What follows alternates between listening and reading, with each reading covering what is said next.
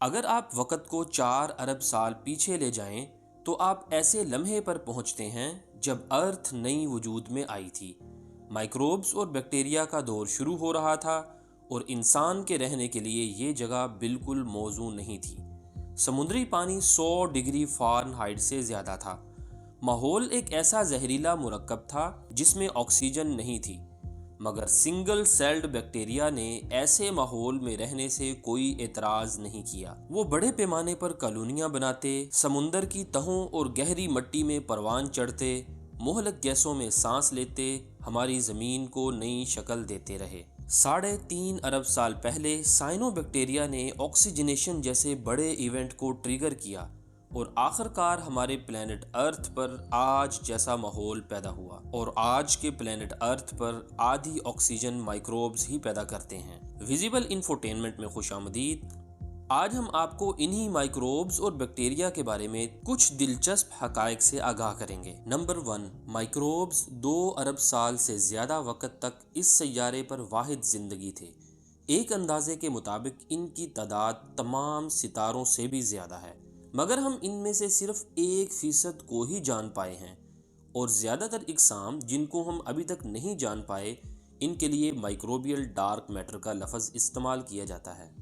Number 2، سب سے زیادہ انسانوں کی ہلاکت کا سبب یہی مائکروبز ہی رہے ہیں۔ اس کا اندازہ آپ اس بات سے لگا سکتے ہیں کہ 1918 میں انفلوئنزا وائرس کی وجہ سے پہلی جنگ عظیم میں مرنے والوں سے زیادہ لوگ مارے گئے۔ جنگ عظیم میں مرنے والے لوگوں کی تعداد 20 ملین تھی، جبکہ 1918 میں انفلوئنزا وائرس کی وجہ سے مرنے والے انسانوں کی تعداد کم از کم 50 ملین تھی۔ نمبر 3، صرف 1% اس ننھی مخلوق کے بارے علم کی وجہ سے انسان نے خود کو کئی بیماریوں سے بچا کر اپنی ایوریج لائف میں اضافہ کر لیا ہے۔ WHO کے مطابق 1915 میں انسانوں کی ایوریج لائف 47 سال تھی، جو کہ 2020 میں بڑھ کر 73 سال ہو گئی۔ غور کریں، بیکٹیریل یونیورس کے 1% سے زیادہ تک رسائی کا کیا مطلب ہوگا؟ شاید لاکھوں جانیں بچ جائیں۔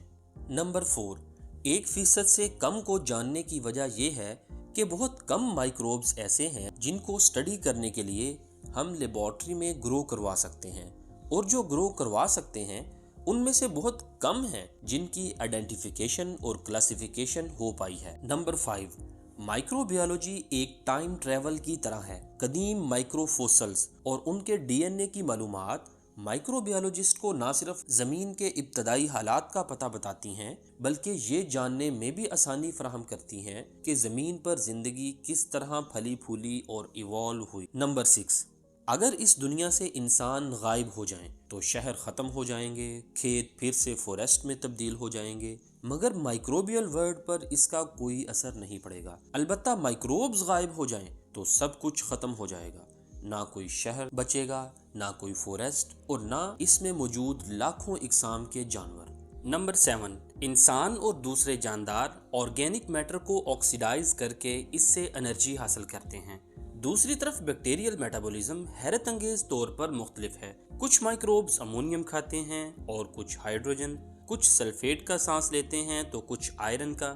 نمبر 8، ایک زندہ انسان میں مائکروبز کی تعداد سیلز کی تعداد سے 10 گنا زیادہ ہوتی ہے۔ نمبر 9، اتنا لو ٹمپریچر جہاں انسانی جسم جم جائے، یا اتنا ہائی ٹمپریچر جہاں ہمارے انزائمز پگھل جائیں، وہاں ان مائکروبز کو رہنے میں کوئی اعتراض نہیں۔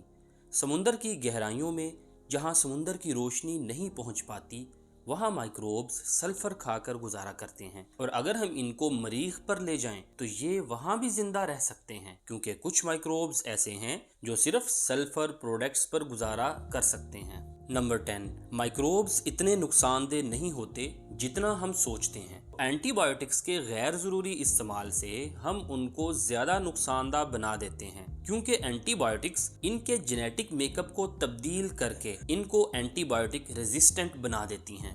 یہ اینٹی بائیوٹک ریزسٹنس بیکٹیریا میں پہلے سے ہی موجود ہوتی ہے، البتہ خاص اینٹی بائیوٹکس کھانے سے خاص اینٹی بائیوٹک ریزسٹنس رکھنے والے بیکٹیریا کی تعداد بڑھتی جاتی ہے۔ تو یہ تھی مائکروبیل ورلڈ کی کچھ حیرت انگیز معلومات۔ امید ہے آپ کے علم میں اضافہ ہوا ہوگا۔ کمنٹ سیکشن میں اپنا فیڈ بیک ضرور دیجیے گا۔